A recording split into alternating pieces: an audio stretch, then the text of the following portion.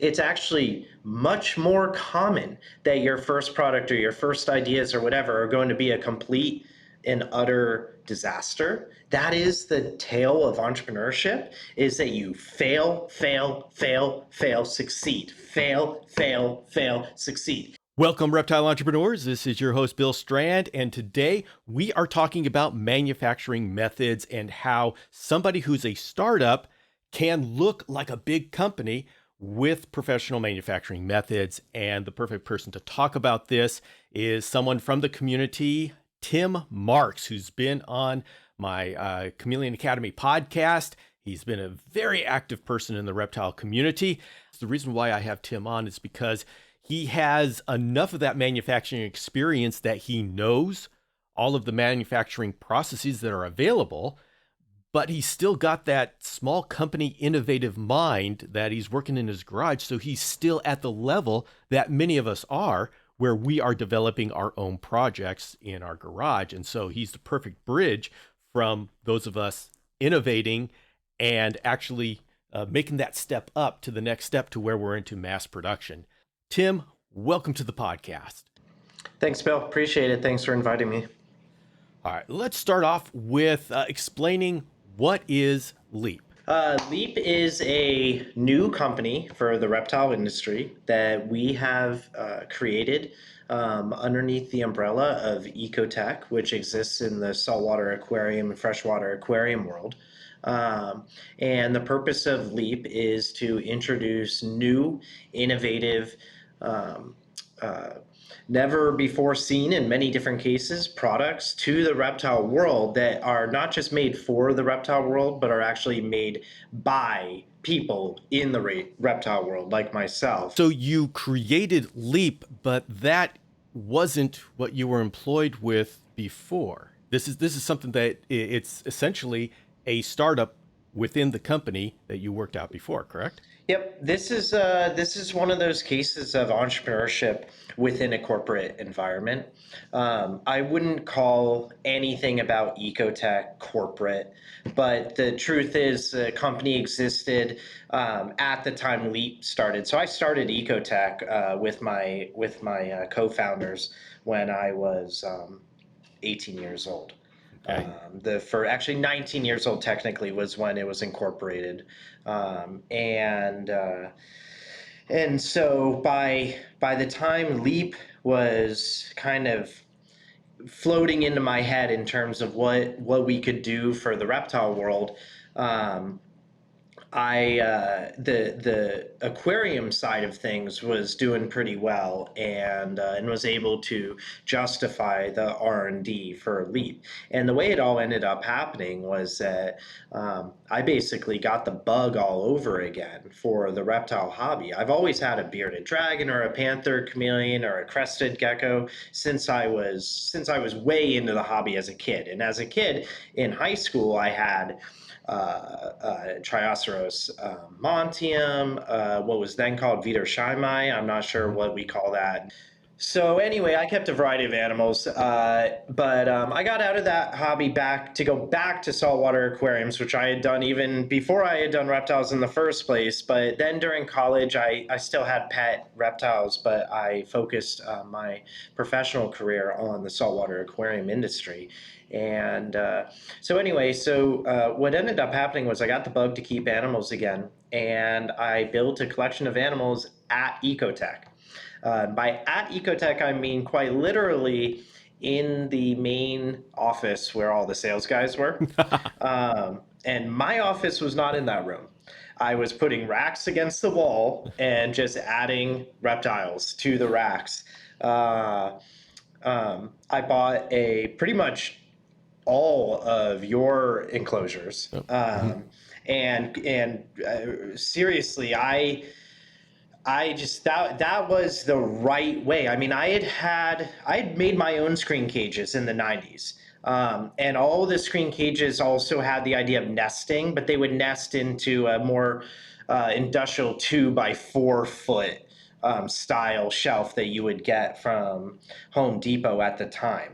Right. And of course, the purpose of this was to utilize the efficiency of 4-foot lamps so that you could have multiple chameleons under one 4-foot lamp. It just was good for saving money. It made it easier to have like whole shelves full of chameleons if everything nested within a rack. So the concept was not new to me. But when I got back in and saw the Dragon Strand cages, and I mean, Bill's podcast was what really sucked me back into the hobby, was being able to have all this information available.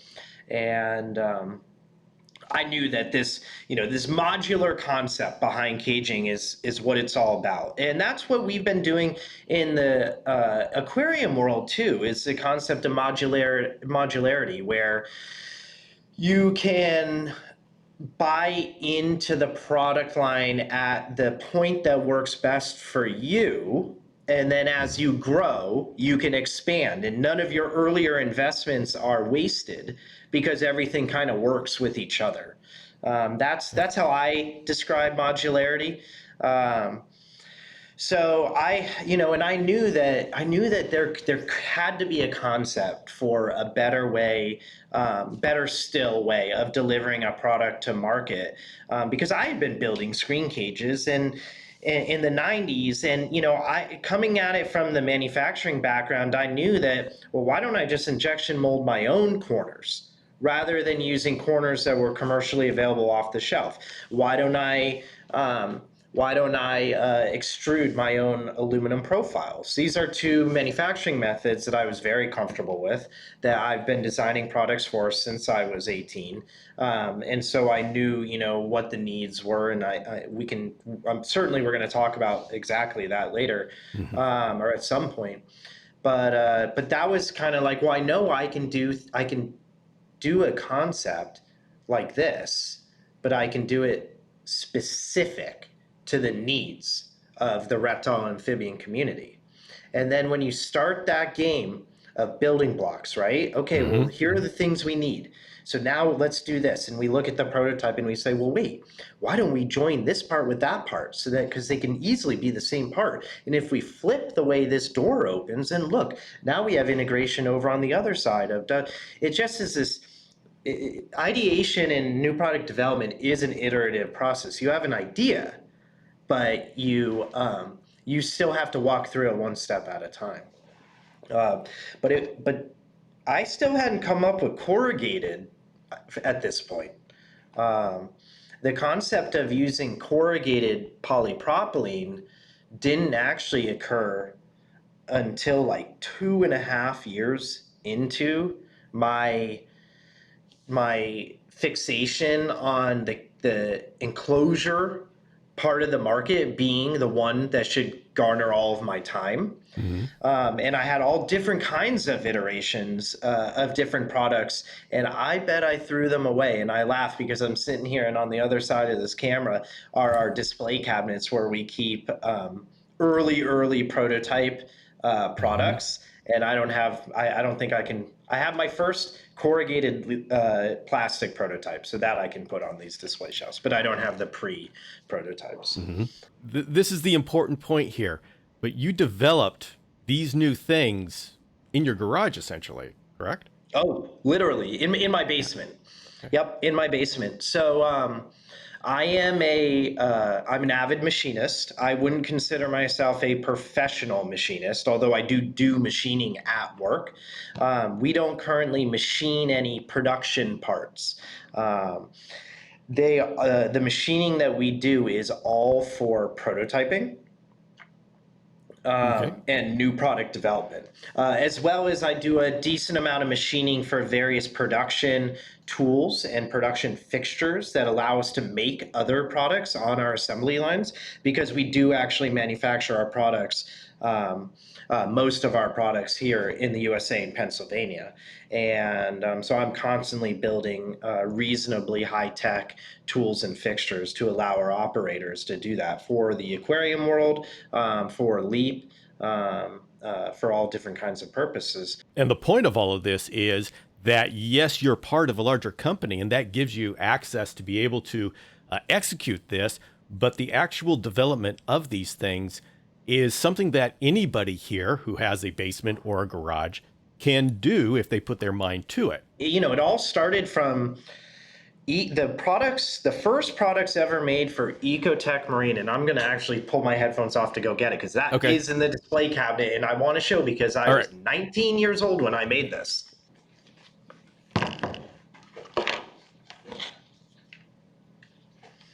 Okay, so this is what's known as a calcium reactor. It's made of acrylic tubing, and so basically it's made out of plastic. It's got a little electric motor. This product was built by myself based on a drawing I had seen in a book, and I interpreted that drawing and built it on my own using I had to download a Cad program for the first time in order to create a two-dimensional drawing that was to scale of the flanges. And then I mounted the drawing on top of plastic underneath my drill press. And I used my drill press and a router to cut everything out by hand. And this product was how we launched Ecotech Marine in 2001. And that was how I entered the entrepreneurial world by myself. I was a freshman in college. So technically I had no formal education whatsoever aside from calculus and physics and introduction to engineering, which really just tells you what is electrical engineering, what is civil engineering. So I had no real trade education, and I just knew I wanted that product for my personal aquarium. And so I built it, and the kind of person I am, I was like, well, why don't I make 5? And I sold 5 of them for $250 a piece in 2001. And at age 18, that was a big deal to me. Yeah, that's pretty good. So if I could have done that, you know, every week of the month, all year round, to me, I was making real money. And so I saw the opportunity for doing this, and that was when I really started to focus in on what I can learn. What can I learn at school to help with this entrepreneurial bug that I had? So back then, were you making each one by hand? Oh yeah. Each and every one, every single part, gluing together every single part, absolutely every single thing by hand. Even that decal you saw, I just winged it. I didn't know how to make a decal, so I printed a decal out on I printed a picture out on photo paper that I had made in PowerPoint or something, and then I put lamination over it and just stuck it onto the plastic. The antique that I just showed is actually one of the first 5 that I ever made. And it came back to us from a customer about a month ago. Oh, wow. Yeah. Still in use. Yep. At what point did you go to mass production methods for that product? Never. Okay. And it's a true entrepreneurial tale because that product didn't work out. Okay. And your first product that you make may not be the one to get you to get you where you thought you would be. It's actually much more common that your first product or your first ideas or whatever are going to be a complete and utter disaster. That is the tale of entrepreneurship, is that you fail, succeed, fail, succeed. And it's just a mentality type that a personality trait that if you know you're entrepreneurial, you'll see that, you'll hear that and you'll be like, oh yeah. But those failures, they don't all feel like failures. In fact, if you interpret them correctly, the failures are not actually failures. They're bumpers bumping you to the right direction. Here's something that I got. This thing here is the top of the leap cages. You see behind me, these are actually the leap cages we're talking about. And something like this. You look at that. So we call that a joint. And that is, I assume that is injection molding. Is that correct? Yep, that is injection molding. And the particular geometry of that part, because you have so many areas of very thin walls, is actually reasonably complicated. And we had to tool twice to Yeah. get that particular part to work the way we wanted it to work.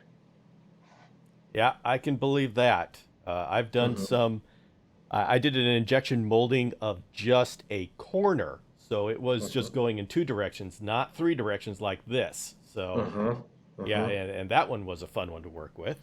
And then Hmm. here we have an extrusion. That's correct. So that's an aluminum extrusion. And the good news is aluminum extrusions are much easier to design and manufacture, and they're Yeah. also much more economical to tool for versus an injection molded component.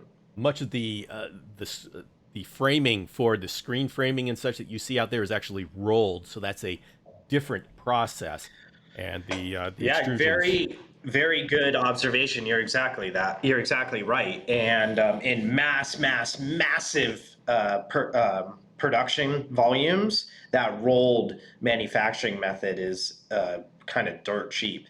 But for medium manufacturing volumes, like what we do in the reptile world, extrusion is it's perfect. uh, Tim, let's go ahead and start off with what are some of the major manufacturing methods that we have available to us to make tools or to make parts. Sure. When it comes to the reptile world, I think there would be three main manufacturing methods that I would want to be concerned with or knowledgeable of. The first would be injection molding. Okay. The process of injection molding, you see it all day long. Your components for your Yeah, phone, I see. your remote control, that PVC fitting, the mouse attached to your computer, your router, your doorbell, just the housing around your television, small, big, this plastic component here. These are all injection molded parts where a mold is milled or EDM'd. We won't, but a big hunk of solid steel is machined out to create one side of your part, and then the another piece is hogged out to create the other side of your part. And the two molds come together. There's a gap. Molten plastic is injected into that mold at ultra high pressure to fill the whole gap. And when it cools down, it hardens, the mold separates, and it ejects the now solid plastic part in your custom shape out of the mold. And these machines are called presses, and they just work all day long, closing, Mhm. opening, closing, opening. And they are extremely large, they are extremely expensive, and they require skill to operate and maintain. And an injection molding facility typically won't do any other primary manufacturing operations other than injection molding. Mhm. So, do we have injection molding equipment here at our facility? No, Probably not. because, yeah, because it would not create value for our enterprise to be running an injection molding system. As a hobbyist, would you want to injection mold a part on your own? Probably No. not. And so, what we would do, I'll take it one process at a time of what it is and how we would emulate that in a hobby maker environment. Well, let's talk All about right. what parts are candidates for injection molding. Any part that has more than a straight two-dimensional profile to it is always a candidate for injection molding. And any part that can be plastic, meaning it does not have to be metal. Metal cannot be injection molded, it can be cast. Kind Okay. of similar concepts, but totally different processes, different equipment altogether. Injection molding is only plastics, and there are some rubbers that can be injection molded too. Like, for example, you hold your toothbrush and you notice it has a nice cushy rubber grip. around it, that rubber grip is overmolded onto the plastic injection molded toothbrush. So the toothbrush goes into one mold, then it comes out, goes into another mold, and that second shot is what adds the rubber on top of the plastic. So that's an example of a more complex injection molding process. Now, is there a size limit to at which point you need to go to another process and injection molding is no longer viable? So the answer is kind of no. You can injection mold enormous parts, but whew, the cost goes up. So a mold for, let's just take the top of my AirPod case, just this little guy right here. It's about 2 inches long, 3/4 of an inch tall. Let's say a mold for that at cross-section average value. So we take the cheapest, and the most expensive, it's like $5,000, okay? So kind of just right in the middle average for a mold for that, $5,000. Okay. If it were a part this big, it might be $50,000. Especially if you expect that part to last, or that mold to last a long time. Because you can always get molds cheaper if they make them from weaker materials, because weaker materials are cheaper and it's easier to manufacture or to make a mold, machine a mold when the material is weaker because it's softer. But softer metals for a mold mean that they wear out more quickly. Yeah. So that factors into how much money you pay for a mold. If a mold is super cheap, it might be because it's not only going to last a few thousand units. Now, for a maker or an entrepreneur, a few thousand units may be all you need. Yeah. And so you don't rule things out simply because, oh, that's cheap or low quality. No, you should match things to your applications. We have used inexpensive mold making technologies in the past to solve a problem that we needed right now versus a long-term situation. All right. What is the minimum quantity where we should start considering injection molding?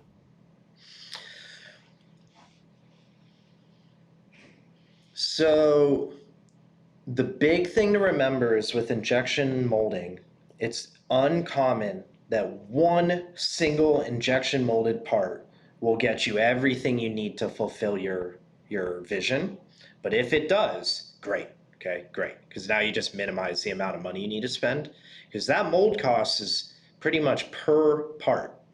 It doesn't, if you put all the parts separately into one mold, it can be cheaper than separate molds for each individual part. But it certainly wouldn't be cheap. But I would have to say that if you envision selling 5,000 units within a year of a particular product, you should consider injection molding. Or if your product is such high value that you can justify the cost of injection molding and there's no other way to make it, then I would consider injection molding. And what I mean by that, the latter part of that statement is it could be really expensive to make a part out of metal, to machine a part out of metal per part versus injection molding it. But if I only need 10, that might be a lot cheaper than buying a mold and injection molding a plastic version. So you have to consider the full cost and how many you plan to sell, and how much money you want to put up front. It might be better to make less money every unit and not have to put up front so much money to make a tool. Right. Okay, so say we are interested in injection molding a piece. What are our steps what are our next steps? Okay, I'm going to say this a lot during our conversation. Cad modeling. Okay? Cad modeling. I urge anyone who is interested in the maker world, 3D printing, machining, woodworking, painting, fabrication, meaning welding. Anyone who enjoys these arts, these skills, trades, as they once would have been called, uh, I urge you to pursue, maker related websites and learn about CAD modeling. Right now, there are free CAD programs that you can download or very close to free, namely Autodesk Fusion. It is a web-based CAD program. It is a good one with a lot of YouTube creators documenting how-tos and providing tons of information um, on how to get started, both as a beginner and as like an expert, as an expert user, because the Fusion program it starts at the bottom and it goes all the way up. And you can learn how to use this CAD program. And here's the beauty of CAD programming, okay? First of all, it's not programming. It's not zeros and ones. It's a mouse. It's a visual software. You're clicking and stretching and making things visually. I can't draw worth a darn. Okay, I'm the worst. I'm the least artistic when it goes from mind to hand. Okay, I have ideas. I cannot express them. But when you learn CAD software, all of a sudden, you can kind of do anything. Now, does that mean that I can develop artistic models on my CAD software? No, I'm not a talented artist, right? I can't even envision. Hey, if you gave me all the technology in the world, I can't design a Ferrari, right? Some people just have it and some people don't. But I can make very mechanical things, very logical things, things that are efficient, that work together. And I know how to use CAD to get them drawn. And then you can always work with people that are very, very talented at design if you want to take your concept, meaning it works, right? It does what you want, but doesn't necessarily look as good as what you want. You can find artists that this is more like advanced when you really want to make sure the thing sells, right? You can find an artist that can make it spiffy, that can polish it up and make it look really cool. That's not an inexpensive request, though. But anyway, point is CAD. And here's why. Once you have a three-dimensional part designed on CAD, you can create a two-dimensional drawing. You can 3D print it. You can send it to somebody else to ask them if they can machine it out of metal or machine it out of plastic.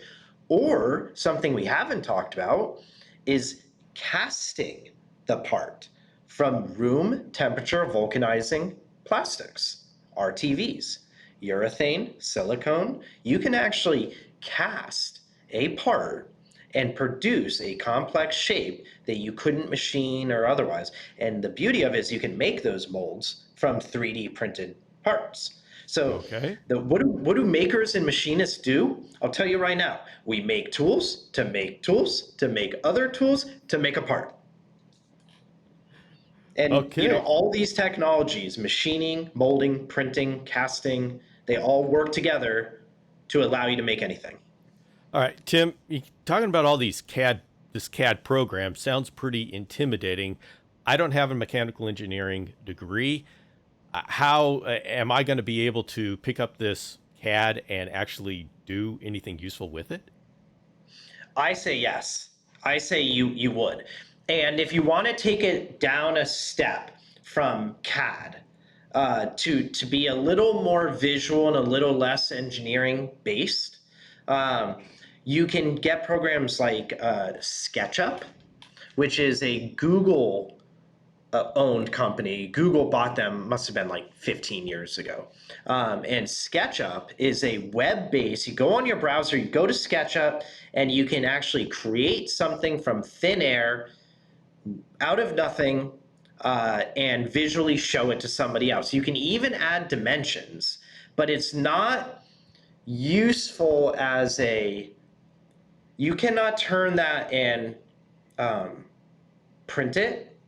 You cannot take that and give it to a machinist and have him make an actual part out of it, because the SketchUp model doesn't contain the information that is needed to actually be able to make the thing, but it does convey the idea. And just like drawing on the back of a napkin or on a piece of paper, you could draw something so well on a piece of paper that it has all the information that I, as an engineer, would need to turn around and make that for you. And that's what SketchUp can be used for. It can be used to visually show somebody or yourself how something should look, should be made, should measure, etc.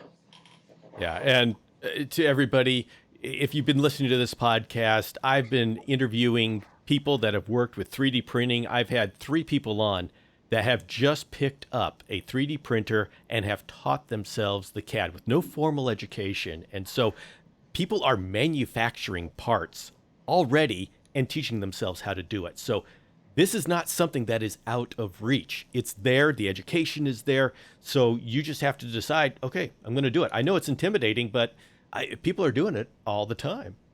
Mm-hmm. I mean, look at us these days, right? Yeah. If we don't know how to do something, what do you and I do? We go to Google, we go to YouTube, and we figure it out. Yeah. And I believe strongly that that's kind of one of our social strengths right now, is the fact that the youth can become engaged in things, real things, meaningful things, hopefully, Yeah. at a very young age, and take their education all the way to 11, not 11th grade. I mean, volume 11, Spinal Tap, because before they even get to college, they can be experts on photography, on manufacturing, on who knows, right? But the point is, they have that opportunity. So yeah, you want to make something, spend the money, buy a printer, go online, learn how to use it. I promise you, there will be hours and hours and hours and hours and hours of video on how to do it. I would probably recommend you watch hours of video before you go out and buy it. Yeah. But you absolutely can do that. And I mean, I've done it all the time. I've said, look, I know that this new tool, CO2 laser. CO2 laser is a phenomenal tool, anywhere from inexpensive to 6 figures plus 6 figures, for a tool that will cut 2-dimensional shapes from plastic sheet for one technology of laser, or metal sheet for the other. But for what we're talking about, let's just say plastic. And the good news is the plastic cutting lasers are actually reasonably inexpensive. You can spend as little as like $500 and get a laser that will cut you the plastic that you could then glue together and make yourself a little cage. You cannot cut PVC with a laser. Why? Because you will release chlorine ions into the air. Chlorine molecules. No, it will oxidize the heck out of your equipment, and it will kill you, because chlorine gas is horrible. So you can't cut PVC on a laser, but CNC routers will cut PVC all day long, and they're not particularly expensive either. Yeah. But what do you do when you buy it? Learn how to use it. Nobody goes to school to run a laser. Nobody goes to school to run a router, or even to run a CNC machine. At my mechanical engineering program, they had one course. In 4 years of mechanical engineering training, there was one course where they went over CNC machining. And ultimately, the students didn't get to do anything other than to be in the room while the instructor pressed the button. Now, at other schools, they might have better machining programs. I'm not going to rule that out, but I wasn't even a mechanical engineer during undergraduate. I was actually an environmental engineer. Shh, don't tell anybody. I studied wastewater chemistry, and it wasn't until grad school that I got a mechanical engineering degree in product development. But everything I know about manufacturing, machining, materials, it's all self-taught. It's all just because I love it. That's what I do. Yeah, and I'll say, everybody, the most technical I got was I graduated as an electronic engineer, and I can tell you that doesn't tell you anything about metallurgy or these manufacturing processes. And so when I was going to be making my first framing, I was doing framing for my Dragonstrand cages, and I needed I needed a stronger frame. I wanted it to do something different that these rolled off the shelves couldn't do. So I went to design an extruded part, and I was so intimidated by this. I was sure I needed to hire an engineer. I was googling up metallurgy and figuring out, okay, well, what kind of metal do I need in this? And and I got to tell you, when I was talking to the place that was going to do my extrusion, they had no idea what I was talking about. They engineer, why? Just give us a drawing, and eventually, I just made them a cross section drawing. I said these are the dimensions and 63 aluminum. Do you know what that is? Well, you know what? That's a standard, and they made it. And at the other end, I look back and I was saying, oh my goodness, what was so intimidating about this? It was easy. And I went on and I made 3 other designs. And it's not that hard once you get over the feeling of, I can't do this. Mhm. Mhm. And I think a really good way for people to become comfortable with the concept of making is to just take one part that you would like to have. Um, just one individual part that would make your life better on your terrarium. yeah. Maybe it's some kind of port that you would install through the screen top of a terrarium that would allow you to feed a wire or plumbing or a fogger, right? Just a simple concept. Draw it as best you can, get a basic CAD program, model it, and this, from start to finish of what I'm talking about here for a beginner could be a month long. It really truly could be. It could be 2 months long. But draw it, get it in CAD, and either have it 3D printed by a third-party printing technology, which you can find all over the web Mm-hmm, mm-hmm. from all different kinds of materials for very inexpensive, and they'll send the part right to your door. And get it back and look at it and say, what? Why did I make it so small? Right? Yeah, yeah. And then what do? Well, you just spend $10 on a 3D printed part. Big deal. Okay? Make it bigger and order it all over again.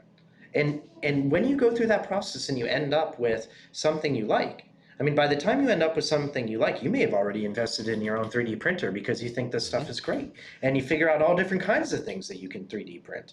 And then Yep. then you're like, wow, I can 3D print so many things, but man, if I could machine stuff, I could make them so much more robust. And then you go out and buy yourself a personal milling machine.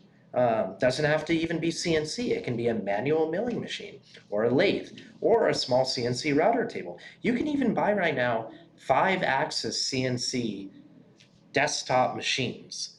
Now, that is not for the beginner. I'll tell you that much right now. Okay. 5-axis absolutely does take a little bit of learning in order to understand how it all works. But you can get these things for well under $10,000. And I mean, I'll tell you, I'm excited for the future because in the next 5 to 10 years, you've got a part that breaks and you'll be able to find someone in your community that can help fix it for you. We won't have to be relying so much on mass produce availability of various different parts because we'll all be able to custom make through 3D printing or machining or whatever anything that we need. Tim, in just the last few minutes, we've talked about a lot of terms that the audience may not be familiar with, like 3D printing, machining, a lathe, CNC. Could you go over the basics of the prototyping methods available to us? Yeah. Yes. First word number one, like I said earlier, CAD, computer aided design. CAD is computer software for designing a physical object that has volume and dimensions. And the volume and dimensions are captured within the code that makes up the actual file of your part. So that is CAD. CAD is the software that allows you to create a model. Um, then we go into manufacturing processes, and we'll start with the prototyping processes. So the prototyping processes are 3D printing. Mm-hmm. In 3D printing, you start with a table, and there is a nozzle that is heated up, almost like a hot glue gun. And plastic, just like in a hot glue gun, is fed into the nozzle, and the nozzle or the table move around relative to one another, and it lays a molten bead of plastic, and then the table drops down and it lays another round and another level and another level, and it builds up your part. So it's considered an additive manufacturing process. Yeah, and I want to say, I'll just say for a 3D printing, like this here is an example of a 3D printed part made by David Brahms, who was one of the first people on my podcast. And he doesn't need to go to injection molding. He just makes these. This is his manufacturing. And so you can stop it at the 3D printer, and you can have a business just at the 3D printer. Actually, we're going to be introducing a 3D printed product to market, and you're going to say, well, why, Tim? Because at our volumes, I will say that injection molding it will be cheaper. So why would we introduce a 3D printed version? I'll tell you right now, because I can get it to market quickly, and then later I can swap it with an injection molded version. But will the 3D printed version work perfectly good, 100% as well as the injection molded version? In this particular case, absolutely. Absolutely.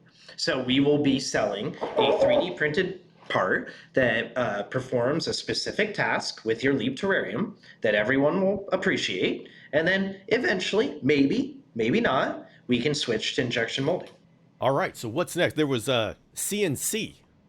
Yeah.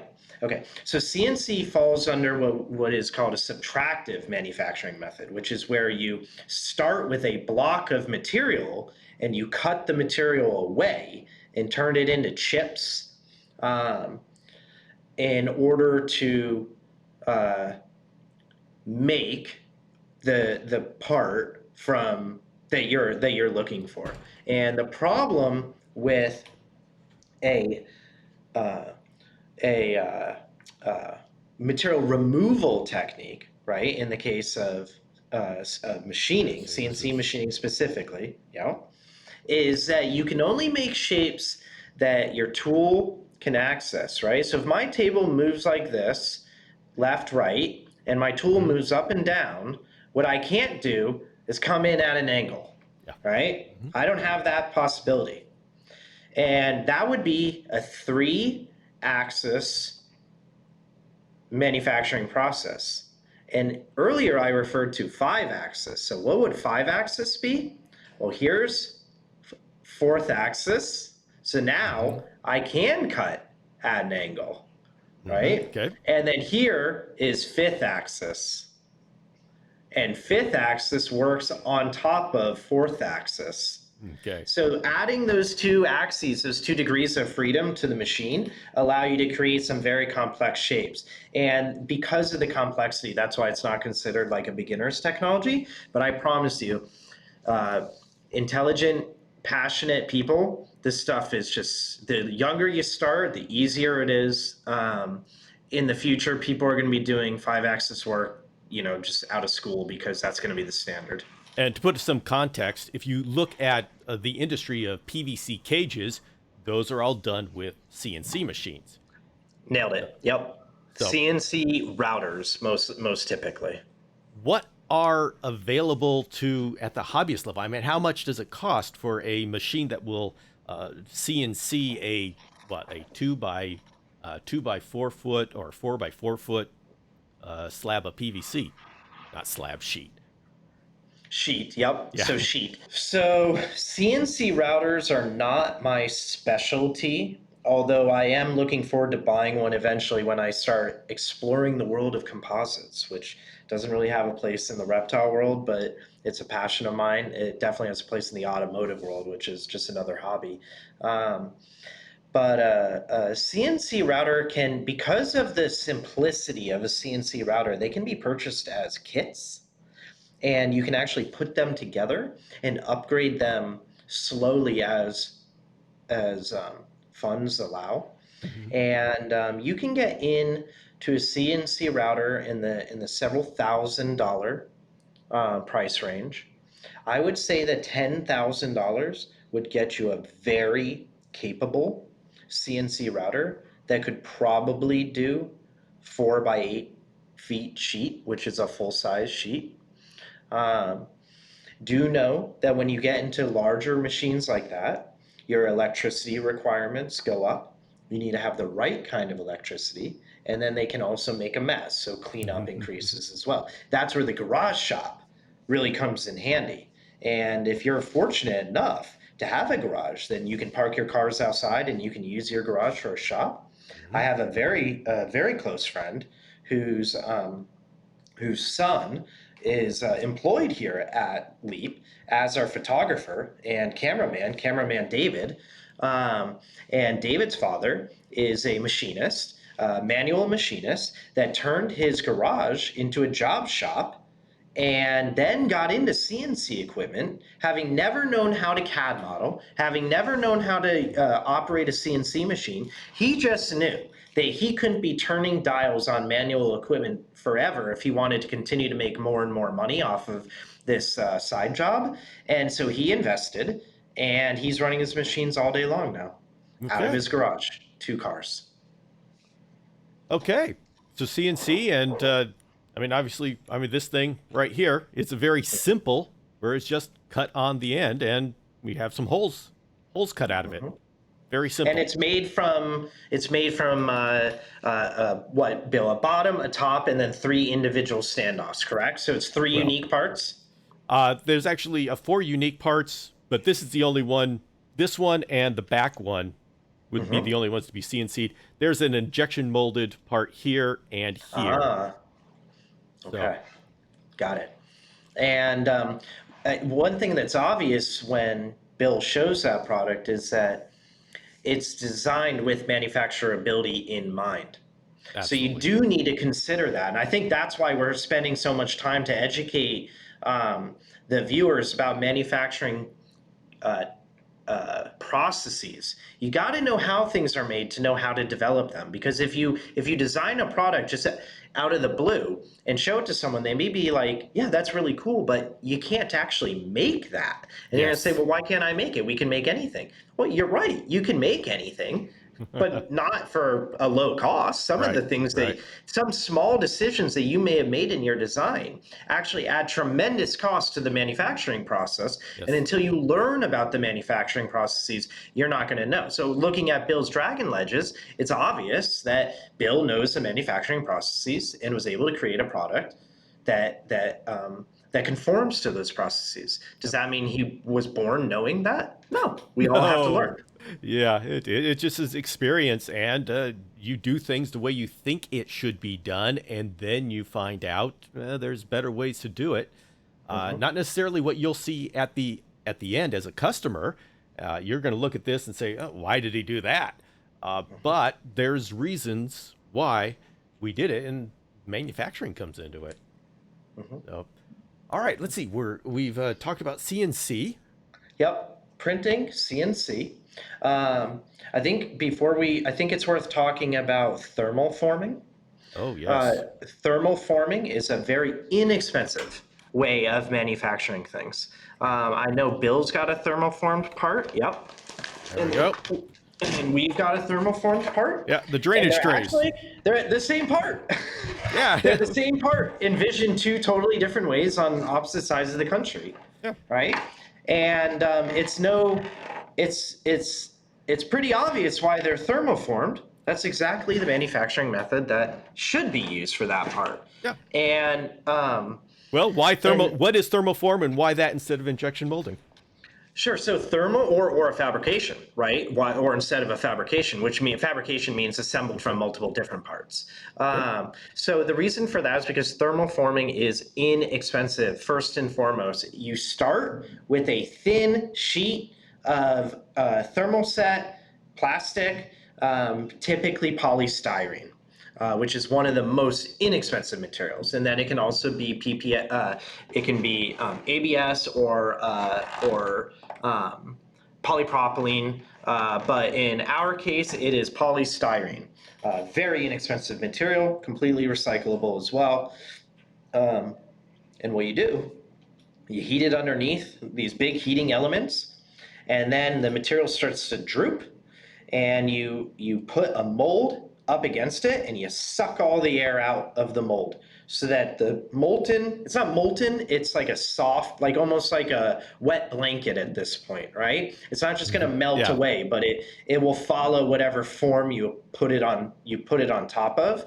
And you allow the wet blanket to lie on top of the mold. You suck all the air out, which sucks it all down into the mold form, and let it cool, and then pop it off the mold. Um, in order to thermal form, your part has to have draft, meaning the walls can't be vertical, because if they're vertical, it won't come off the mold. So they have to have drafts so that when the mold comes down, the part goes up. And that draft, typically, you can see the little slight angles here. The draft typically allows a thermoformed part to nest on top of one another so that you can have large amounts of inventory within small spaces. Thermoforming is also very lightweight, which is nice. And the molds are not very expensive. They'll often use wood for the mold material. And the wood is good enough until you've really proven the demand for the part, and only then would it ever be worth it to buy a new mold made out of a more durable material. Our prototypes always come out of mold. Out of wood. And then when we do a thermoforming for production, we will go ahead and buy a metal mold. What parts are appropriate for thermoforming? Trays, water dishes, um, anything disposable. I mean, I know, I don't know why we would necessarily want something disposable in our industry, but if there was something, a liner, um, Yeah. that's Large. probably it. Yeah, large things. I think you would want to stay away from structural parts out of a thermoform.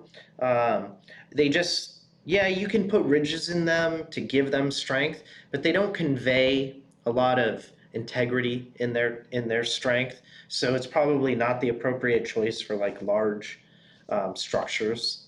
But it is good for large parts, large trays, large troughs. I mean, that would be the number one use. Is that something that we can do in our garage? Actually, you can. You can pretty much do anything in your garage. I stand by it. We have a thermoforming machine right here that we picked up used for nothing, a couple grand. Okay. Um, haven't used it in a while, but we have one, and you can too. You can buy one. You can even make your own. There are plans on the internet to make your own thermal forming machine. And then something else to consider is if it's that easy that you could do it, you could probably find someone in your town that does it Mhm. too, or in the city next to your town, or whatever. You don't have to do everything on your own, and you don't have to send everything to China, right? Mhm. There are solutions within our wonderful country for making these kinds of things from your neighbors in the same state, in a different state, and somewhere. Let's definitely look into extrusions. Yep. Extrusions are, like I said earlier, they are one of the simplest manufacturing methods. You take a die, which they can be multiple layers, but basically a die is like a hole, and you take a superheated but not melted billet of metal, and you jam it up against this hole under super high pressure, and out the other side comes metal in the shape of the hole. And that hole can be a circle, an oval, a square, a rectangle, an octagon, a star. It can be any shape, or it can be the shape of a leap extrusion profile for our cage, Mhm. right? It can be any shape that you want. They can have holes. They can have ribs. They can have all different things. Curved. It doesn't have to be straight, but what it does have to be is a two-dimensional profile. Meaning, when you take your extrusion and look at it from one side, that is the whole part, just Mhm. extended in that third dimension. Um, Yeah, we got to Extrusions. think Go about ahead, Bill. Play-Doh. When you were a Mhm. kid and you pushed Play-Doh through a star shape and you got a big long star coming out. That's exactly Mhm. what we're doing here. That is extrusion. That is Yes. literally extrusion. That is what extrusions See, you've are. known about extrusion all your life. Oh, and here's another example. CAD, the term extrusion, you make a part in CAD just like you would make it in real life. You draw a two-dimensional shape, and then you hit the extrude button, and it asks how long do you want to make the extrusion? And you make it 22.6 inches. And now you have a digital extrusion, and they call it an extrusion. Right? And then you Okay. take that and you draw the 2D and you send it to your extrusion vendor. That's why it's so easy. You could draw an extrusion on a napkin. You Yes. don't need to have expensive software for extrusions. They're one of my favorite parts because they are simple. So that's extrusion, and extrusions can be both metal and plastic. So you don't have to use metal if you don't want to. The advantages to plastic extrusion are that it would be more inexpensive. In most cases, or in some cases, if it was a particular high-end plastic, I would almost guarantee you it would be more expensive than an aluminum version of the same part. Um, and the disadvantages typically are strength. It's not going to have the same tensile strength as an aluminum part would because it's made of plastic. It won't. It won't elastically deform or even inelastically. So like with aluminum, when you break, if you damage it, it bends and it stays that way. That's called a plastic deformation or an inelastic deformation. Plastic, however, you don't really know what happens, right? It could just snap off at a certain point, certainly before the aluminum would. There's just a lot of weaknesses. Also, the tolerances. So we haven't talked about this yet. Tolerances. You Oh, might boy. design a part on paper, but that doesn't mean that what you get is what you designed on paper, because it might be very small deviations, like ones that you can't measure with your eye or even with a ruler. But the real parts that you manufacture can only exist within a window relative to the intended size of the part that you want. And that window from the biggest allowable part to the smallest allowable part is known as a tolerance window. And that's probably one of the more complicated areas of product design, because you can have parts that you designed perfectly, but when you go to put them together, they don't fit. They're too loose, they're too tight, or they just blatantly won't go together.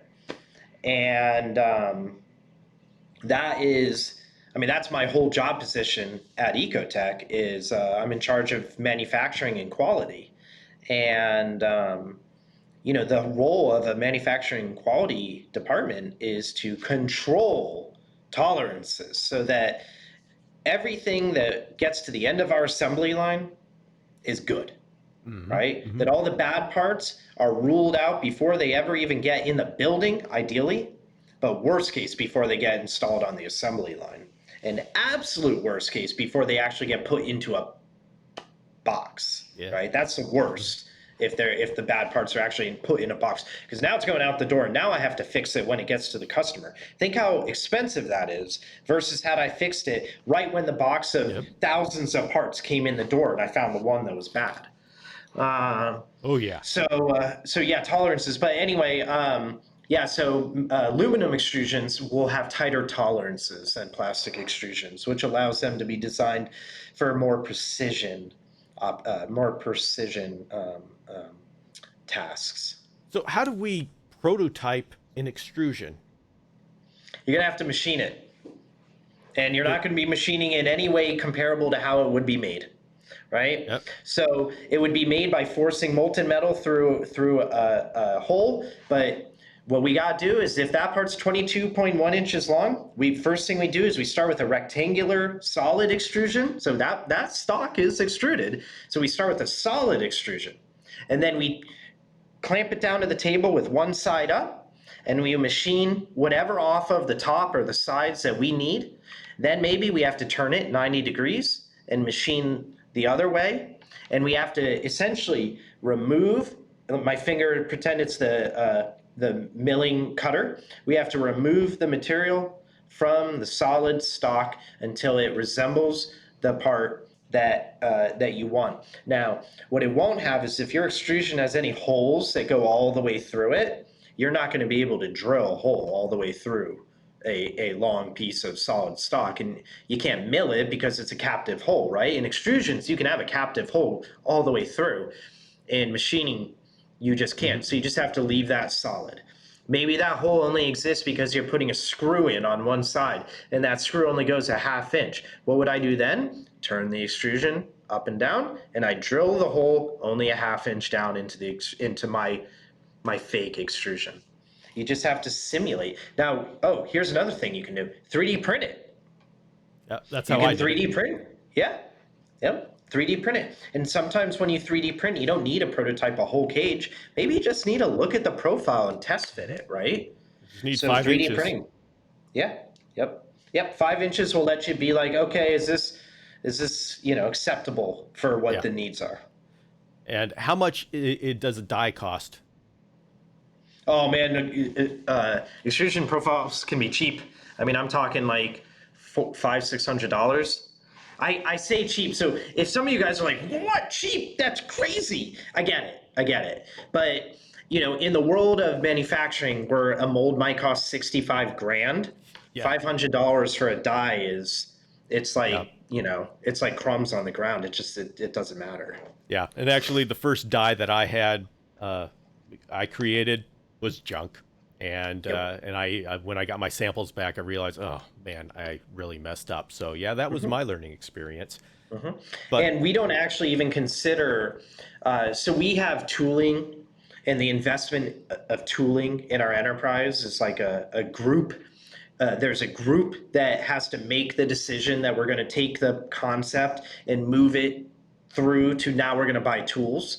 But we don't consider extrusion profiles to be sufficient cost to even okay. warrant approval. Because often in extrusion, because it's so hard to reproduce an extrusion in a prototype form, Yeah. we often buy dies as part of the prototyping process and actually prototype using what is effectively a production tool. All right. Well, now we're going to be getting into a very important part is say we want to go forward. There are a lot of things that we can do in our garage or our basement, but there comes a point where we have to jump up to the next level to get a tool made or even a die cut. How do we get those companies to even take our call? Well, I got good news for you, first of all. Okay. There are many, many, many companies nowadays that you never have to get on the phone with. You can do all the quotation through forms on the websites. Proto Mold would be a good one to check out.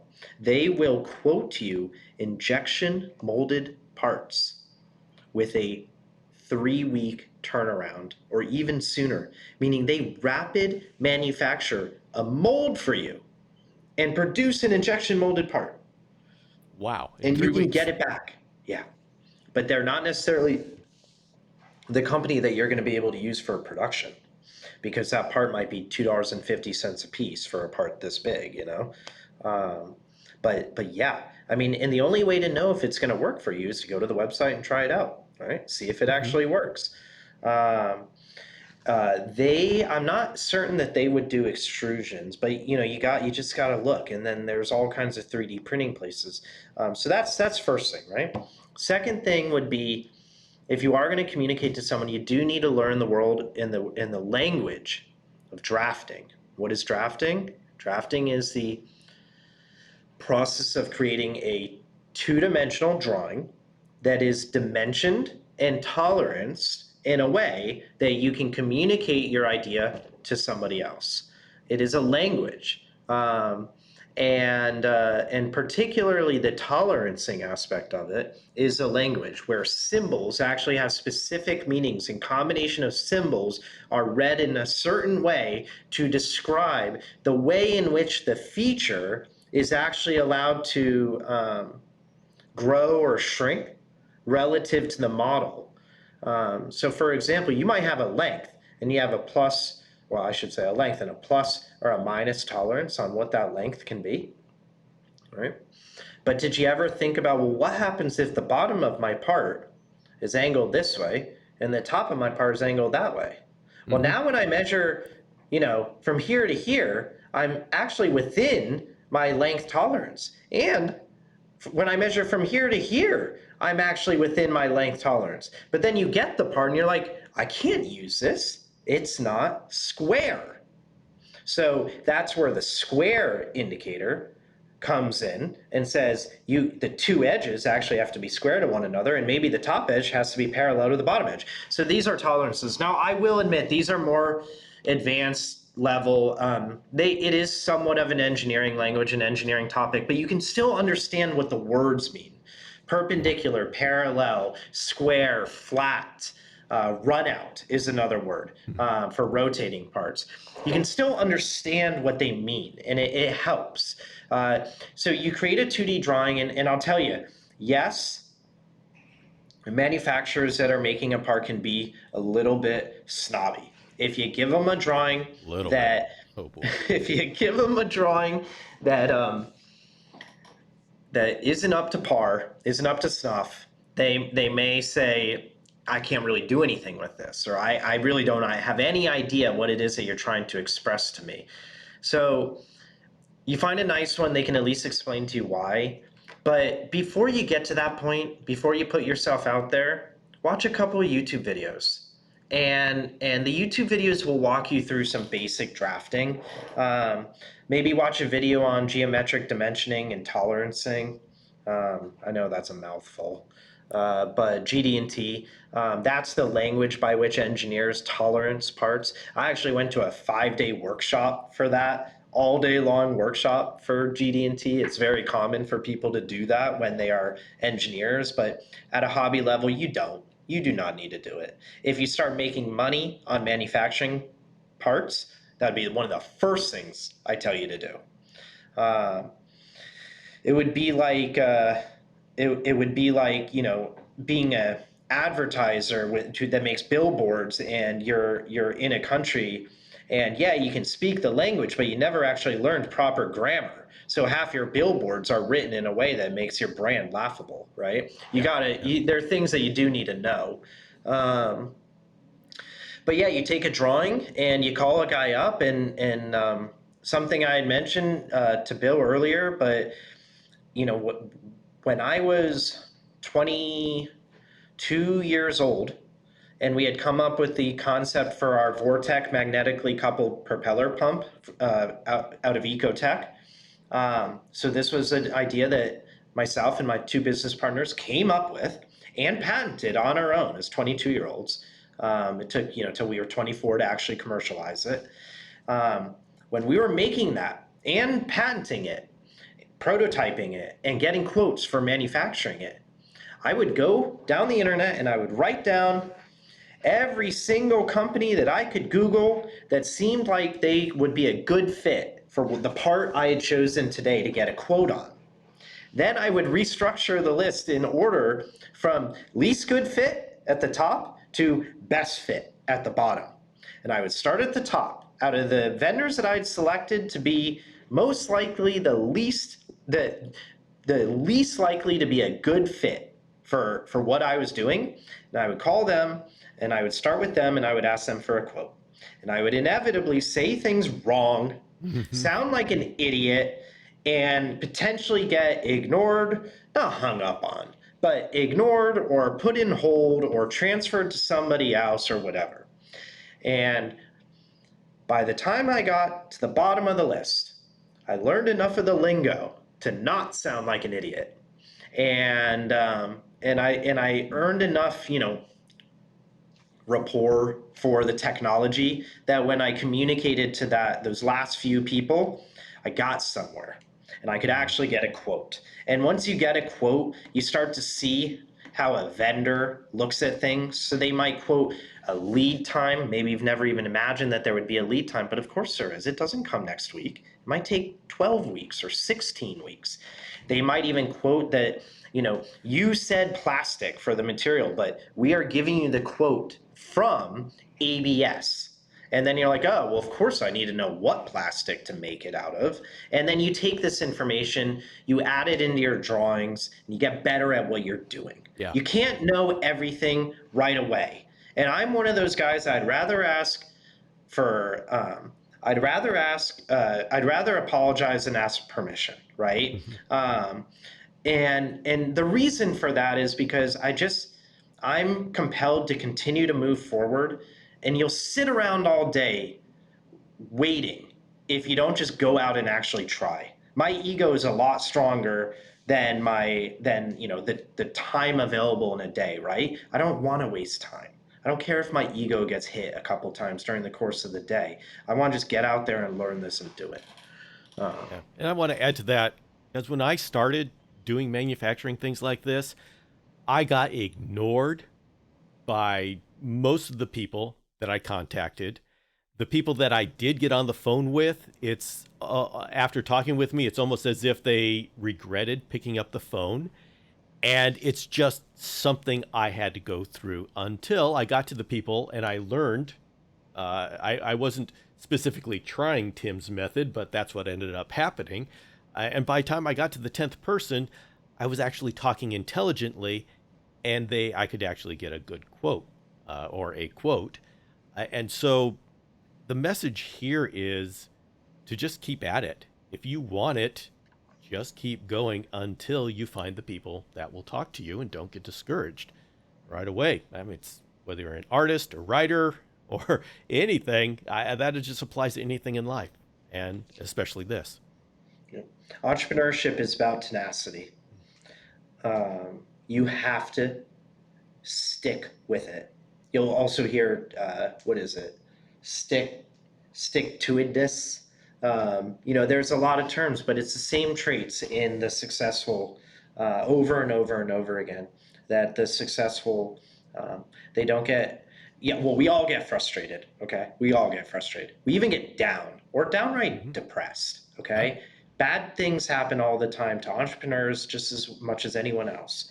But the entrepreneur will still have a tendency to get back up and to stay focused for lots of different reasons. For me, with Leap, it took 2 years longer to get to market than I thought. And as I sit here right now with Bill, I'm still waiting on the last of my product to come in stock so that I can begin shipping to everybody.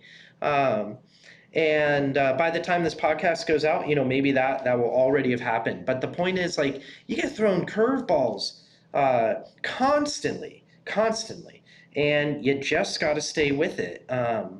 It is so rewarding to, when I worked with our designer to come up with the packaging and the artwork for Leap Living Earth substrate, right? And the first day I got the bag filled with the substrate and was able to open it and pour it into an enclosure. I mean, this stuff makes it all worth it. The first day that Kelsey, our animal husbandry specialist here at Leap and at Ecotech, that Kelsey and I took down our glass terrariums in the reptile room and replaced them with twice as many Leap habitats, because that's how many more we could fit in the reptile room. Now I walk into that reptile room and I see the Leap habitats, and I can smell the Living Earth substrate. Because believe it or not, Living Earth actually has a smell to it. It's just a cool, natural smell. It makes everything worth it. Everything worth it.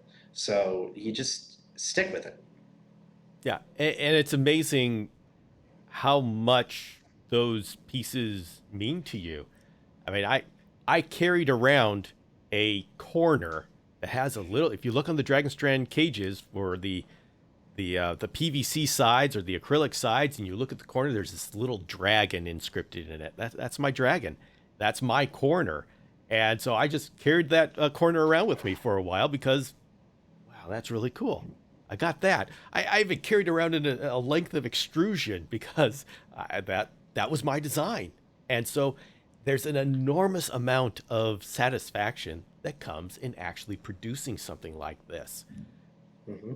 And And Bill, don't lose that part. I'm popping my head up because I'm looking to see if I can find my example of the same thing. Hold yeah, on a well, I'm second. sure that you're walking around with this, just hanging around with your screen top. Okay. Talk about walking around with something. This was the first prototype that we ever showed the general public of a Vortec propeller pump. Hmm. Now, I mean, we just to give you an idea, we've sold something like there's over 500,000 of these that have been made since we started. Mm-hmm. So it is a big deal product, and the concept for the reptile guys that don't know is the motor's on the outside of the aquarium glass and the propeller's on the inside. And what's not shown in here, there is no motor in this, but this is the housing where the motor would go. And they use magnets to transfer the torque through the glass so that all your electricity is outside of the Mm-hmm. aquarium Mm-hmm. and all the heat generation is outside of the aquarium, so you don't have any heat in the water. um, and that concept of splitting the motor and having them attached to the glass and hold each other to the glass, so it's actually a bracketless aquarium pump, had never been done before, and we patented that. And so when we got this and when we had it all wired up, and these are 3D printed parts, okay, Mm-hmm. circa 2005, 3D printed parts, and machined acrylic for with two magnets inside of it, right? And then a bunch of other machined parts. When we took this to the trade show, we were driving in the car on the way down, and I was just sitting in the car like this, you know, Just hold it. just holding it, Uh-huh. just holding it. And I remember as we would develop products after that, uh, I would, maybe I was on a vacation or something, and my business partner would send me the design concept of the latest whatever, and I'd look at it, and I'm always with my business partners. If it's a design I like, I tell them. If it's a design I'm not married to yet, I tell them. That doesn't mean I get any say in what the final design is. We do things as a team, but regardless, when it's a winner, and I say it. And I remember just on my phone, just sitting there on airplane rides going somewhere, just staring at the design photos of the product that wasn't going to be on market for 9 months, but bam, there it was. And now we were going to get it injection molded, and then we'd test all those parts, and it was going to be a long ride.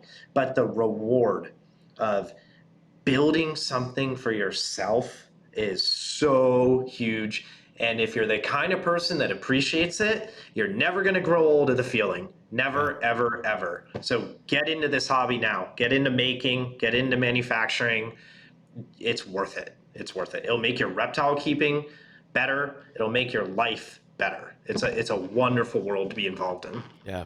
Entrepreneurship is the art of making the future happen. It's bringing to reality things that don't exist yet. You see things that a future that doesn't yet exist. And that's why so many people you talk to don't know what you're talking about and just can't understand what you're talking about. It's because you see something that doesn't exist. They have no concept. They have nothing to compare it to. And that's one reason why entrepreneurs can be it can be a lonely place to be. But Mm-hmm. just the satisfaction of seeing that become reality, it's what feeds us. Mm-hmm. We call it being the visionary, you know, being the visionary, regardless of what my role in Leap is on any given day to day, right? Because I do so many different things. One thing I am is a visionary for the brand. I have a vision of what we want to Yeah, accomplish, and yeah. it's my job, and I'm trusted by my business partners, by my employer, to see that vision through. And what a visionary means, if people haven't heard it, is if we're hiking cross country, the visionary just he can get to the top of the tree and he can see over the mountain range. And the guys on the bottom, they don't know, but it's his job to get them to trust him and to keep momentum moving forward, because he knows that while there might be a storm behind you, on the other side of that mountain, it's green and it's beautiful. And, I mean, that is being an entrepreneur. You got to have the strength because it's worth it. Yeah. Yeah. Well, Tim, I want to thank you very much for coming on and sharing your experience in manufacturing methods. What's in the future for you? I have, if I could do everything I wanted to do right now and tell you guys all about it, it would be the coolest hour-long podcast that there is. But I am not allowed to, for my own good, Mm-hmm. right? Mm-hmm. To do everything all at once. I don't have the resources to do everything all at once. And I'm certainly not allowed to talk about it Mm-hmm. ahead of schedule. But for the next few years, solid.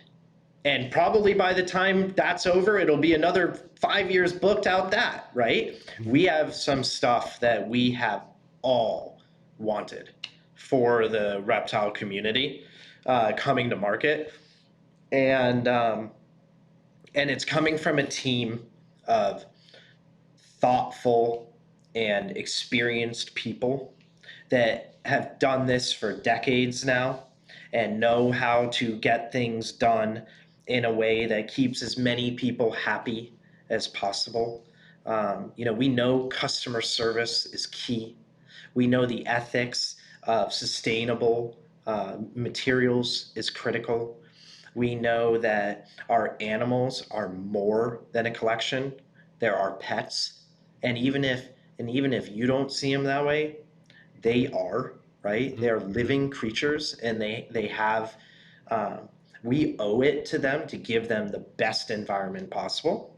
And a real passion of both mine and Bill's is sustainability in terms of the actual species, right? So Yes. figuring Yes. out the triggers to get these animals to reproduce successfully in captivity so that we can take the strain off of the wild populations. And I am telling you, we are close. Um, it had to have been what, Bill, the 80s or the 70s when people first determined that they couldn't get their snakes to breed because they weren't wintering them. I mean, that's how we are right now. Look at all these chameleons that we can't hatch the eggs. Yeah. There's When we figure out why, we're gonna feel so dumb, Yes. that Yes. all that time that trigger was sitting there and we just ignored it. And that's a conversation for another podcast, but it's one that I really feel strongly on. And until we have equipment that will get us there, that will allow us to experiment and develop these programs, we're not going to be able to succeed. Not at the level that we owe it to the animals to do. Well, luckily, we have minds that are hard at work giving us that equipment. And I'm very excited to watch this go on. Yeah, those are my leap habitats behind me that I'm enjoying seeing in the background. And I'm excited to see where you're going in these 2 + 5 years ahead. And I want to say, once again, I'll go back to that. Thank you very much for coming on and sharing with everybody here. And I will tell everybody we're going to be checking up on Tim in a year or so and see where he is, and we'll get a recap. Tim, let's say goodbye to everybody, and we'll go on toward the future. Thank you very much, Bill. I really appreciate it. It's been fantastic. And guys, any makers out there that want to talk about this, hit me up on Facebook or Instagram. Leap.tim on Instagram and Tim Marks on Facebook. This manufacturing, making stuff, that's my day job, right? Mhm. So I like talking about it, if you didn't notice. Yeah. All right, we'll see ya. Bye.